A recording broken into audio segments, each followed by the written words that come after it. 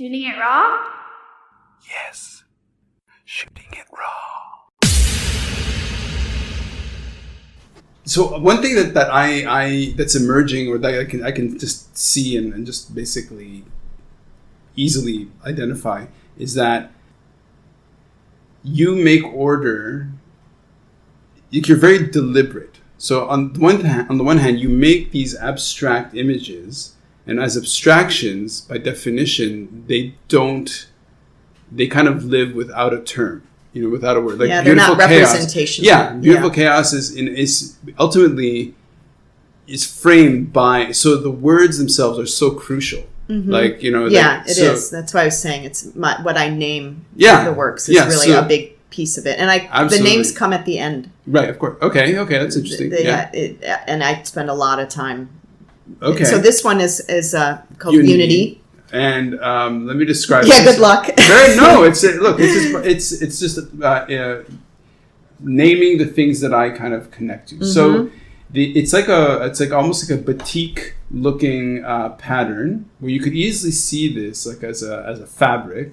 And so the colors there's whites and there's, what is the foundational color? And because it's patterns, one of them could be black and yet the other one's kind of cream.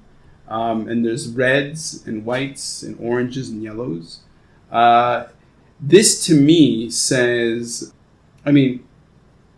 if it's a painting, it's extremely fine, detailed work. Mm-hmm. But it could easily be a photograph of fabric that you've sort of sewn with various sort of wool strings, and because I'm a human, I can't help but create and see a seated figure in the middle of the thing, kind of like with an arm on the left. Yeah. Almost sitting in a skirt of sorts on the ground. The color palette is evocative of, for example, African art. That's kind of, the yellows and the reds and the brightness. It's a very bright image, whereas Crater was a very dark image. Mm-hmm. So Unity. Talk to me about Unity. So this piece was kind of born out of an assignment I had in this program I was just mentioning to you. I had a class called Materials Abstraction. Okay. Which I really enjoyed. I had never worked in collage before. This is a collage.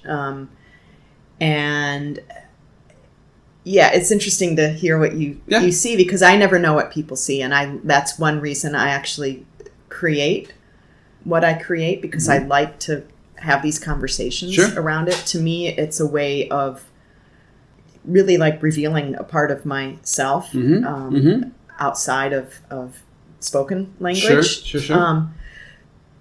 Unity, there's all sorts of stuff going on. So the base of this is canvas board. Okay. So it's a firm surface. It's not loose like a stretched canvas would be. The red and white kind of sections you see throughout it, that's actually when I traveled to Nepal, I was going there so much, I got interested in handmade paper there. Okay. And so I started kind of I'd find places where this was still being made by hand in a traditional way, and I started buying paper there. So I did that also in Japan and Bhutan. I've got a big stack of paper upstairs, and it was always very precious to me. It's like having a really nice bottle of wine that you kind of like you love and it's beautiful, but you never want to drink it or use it. But I decided to use a piece of it for this work, and so the red and white, that's a pattern that was printed by hand by someone in Nepal. Okay, and so I'm trying to describe it in the layers kind of as it's built up. Right. So you can see there's red kind of yarn. Mm-hmm. Okay. Yeah, exactly. And so within the geometric shapes that are formed there, what I did with the white spaces in the paper is I took a knife and cut out the majority of the white space that was part of the print. Okay. And so there are these little windows poking through. And so that's acrylic paint within those windows. And then within the geometric shapes made by the yarn, I outline those in black. So they set apart from the other areas. And then that whole area is its own geometric shape. How large is this piece? This one is, I'm sorry, I'm doing inches. This one's probably like 30 by 40. Mm-hmm. So it's got elements of painting in it. Yeah, it has elements of my interest in handmade Asian papers. Right. It has drawings that I've made. The orange and yellow sections that you see are pieces cut out. Another kind of thing I've been interested in over the years. So is Unity, first of all, I love the fact that while we're talking, butterscotch. Yeah, goes over, starts drinking water. So to the listener, it's like, oh, what was that sound? Yeah, it's okay. It's the dog having some water. Overweight dog, Beijing street dog. Awesome! I didn't know it was Beijing street dog. But okay, so it's called Unity, and what we've talked about so far is the process, and the materials, and it's everything. Hard for people to see that. Yeah, but it's a podcast about visual media, so it's very stupid. But what is the significance of this image in your mind in terms of what it evokes in you to be an important piece? Yeah. So just quickly, the orange and yellow are pieces from prints I've made in this traditional Japanese style called mokuhanga, which I've studied. I've gone to Japan a few times to study, and I studied with a teacher in the U.S. So it's unity because for me, this piece represents again, places. It's got a piece of Nepal. It's got a piece of Japan. Okay. It's the paper cutting I did, not in any way close to the style, but they're one of the traditional kind of crafts in China is a form of paper cutting. Okay. So it has elements process-wise. Right. And there's little tiny spots of turquoise in there. Right. Okay. Like little dots of turquoise. Yeah. And so like constellations, really. Constellations, yeah. So that, I'm from kind of the western part of the US, and that connects back. That's a stone that is worn by the Navajo people and also by the Tibetans. And I have, connections to.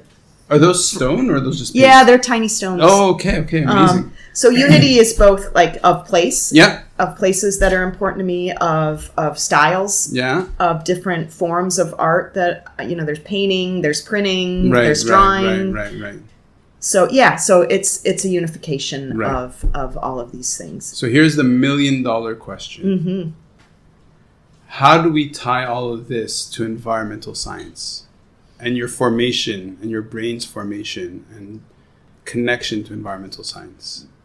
What do you think? Not this particular thing. No, but like, it's one thing to just say pedantically, not pedantically, but sort of like, it's a metaphor for why is my throat killing? 1 second.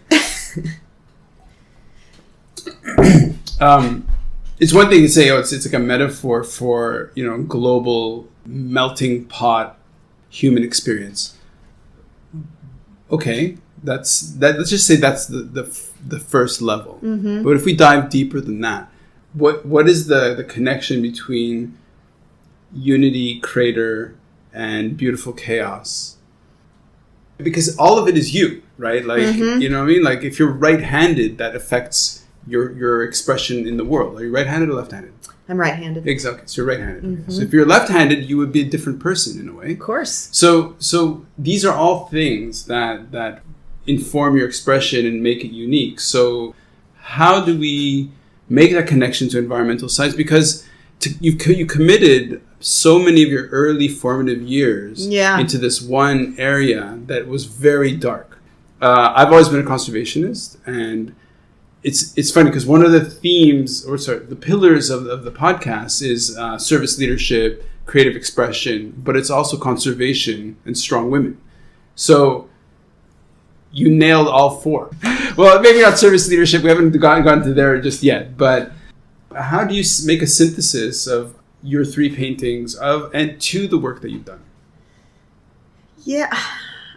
I don't know. That's a big question in many ways. It's all an evolution, and like you're saying, it's all, of course, the two of us find ourselves sitting here, have a conversation today. How did we get here? Mm-hmm. I don't know, much of I don't know any of your background. And you didn't know anything about me before we sat down here, but here we are. Yeah. So it's I never imagined I would be an artist, you know, and it's really interesting actually when I do go back to the States, because this is who I am now. Yeah. This is a practice that I have to do every day of my life now. Yeah. But I was not this. I was not me in this form back then. Back there, no one there thinks of me in this way, Sure. you know. And I share images with people, and you know, I think I've done pretty well in a short period of time. I love that it's probably really confusing to people.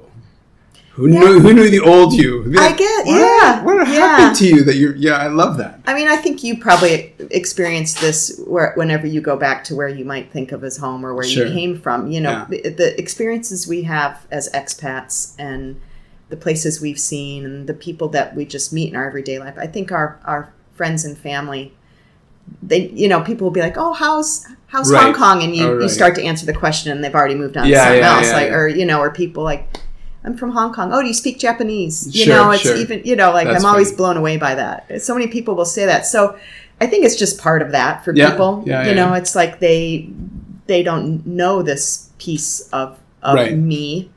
And to me, it is very connected and fluid. And you know, and you were saying how did I jump from environmental science to making art full time, pretty much.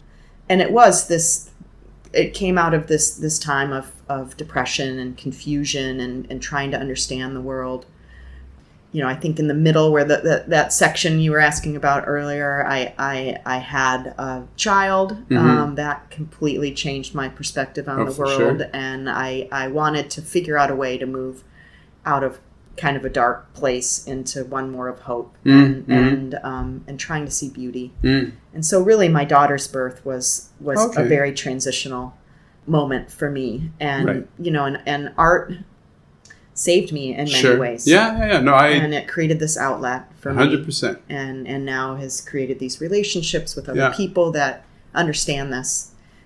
And so, and I think because when I started out, I hadn't gone to art school and I was really able to, you know, go to Japan and study woodblock printing or, you know, become interested in paper. And so I had this freedom to just kind of do whatever I wanted. And so every piece I've made, I think of as really a learning experience. And I'm always learning about art. And that's what I really love about it. Yeah. Okay. Well, thank you for you know, these hours go by actually. 1 hour, it goes by very quickly. You know, Tamera, thank you so much. I really appreciate it. Obviously, I'm going to try to get people to discover your work. Thank you so much. Thank you for the opportunity. Of course, my pleasure. And great to finally sit down. Awesome. Thank you. Thank you. Shooting it raw? Yes. Shooting it raw.